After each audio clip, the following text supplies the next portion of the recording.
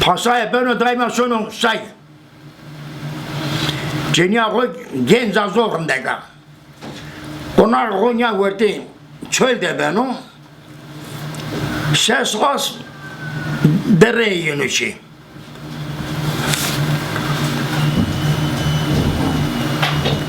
Roze sonu say kötü ben üzere kuştu dan huve.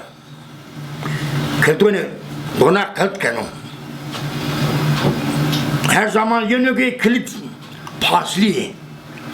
Araya yönüge ye kilit kurasaya ki ne oynuyor. Ye kötü yönü sonu her zaman ki yönü dörme bonun deyde vas bir oynuyor.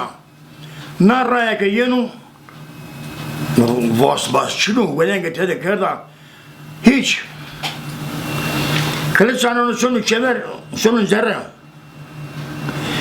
Eğer Şiin aminin seslan yiyeceği dahi kadar zerre tay artmış bir yol. Eğer peynat çi ama nere var o ahali manna halbi na kültürüme pas kuretini na dönme bonuma pas kuretini peki yiyeceği tek artmış bir yine kamama taşı falan igarken ona yok hiç kula hep tanyama ona sağ ol ki o kültür danıvı lazı pasayla bin ye kültür veneno ye kültür cünü sonu sanını zın ses has le daye nişanı uzun olarak sekenu kenu ende rozge bir neci yenu zaverdano aynı karkana bana tıkız şebekere kes ye venenan sanının sonu sükede vejinu eğer resberi gavramenu yenu not laukera govanu sonu dot laukera govanu sonu le resberi bana resber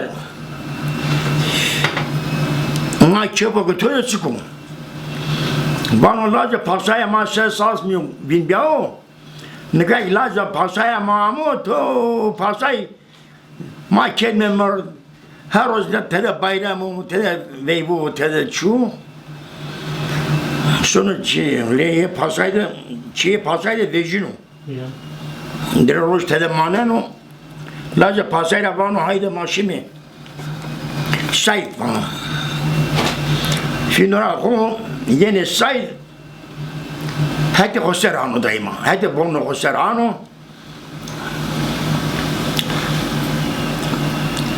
lazım pasayı le cenikle mendo yonor henisero tosa o hasta o bana o inor bana tosa o bideme tosa o dana değil Tago onu bilen yine akıl kezden ikisen ne kıyvardı bayvak hayvak yanlış çıkardı neyse ne canısını cenik mavi kıyrt anlıyor bir ne bir